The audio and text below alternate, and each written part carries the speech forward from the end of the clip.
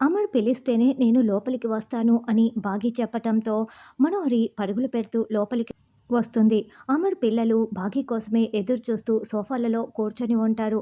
అమర్, బాగి వచ్చింది అమర్ అని మనోహరి చెప్పగానే అమర్ ఉలిక్కి పడుతూ చాలా ప్రేమ చూపిస్తున్నట్లు మనకి ఫీలింగ్స్ చూపిస్తూ ఉంటారు.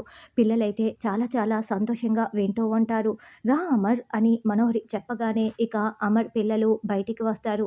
పిల్లలైతే హాయ్ మిస్ అమ్మ అని అమర్ చూడకుండా మెల్లగా చేతులు చూపిస్తూ ఉంటే బాగి హాయ్ హాయ్ అని చెప్తూ ఉంటుంది.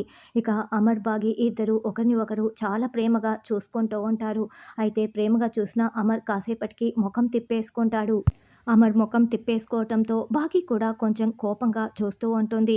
బాగి, అమర్ వచ్చాడు అని మనోహరి చెప్తుంటే అమర్, పిలువు అమర్, నువ్వు పిలువు, బాగిని లోపలికి రమ్మని పిలువు అని మనోహరి చెప్తుంది. అది బుజ్జి తల్లి కోసం, నువ్వు పిలవాలి అమర్ అని మనోహరి మెల్లగా చెప్తుంటే లోపలికి రా అని అమర్ అంటాడు.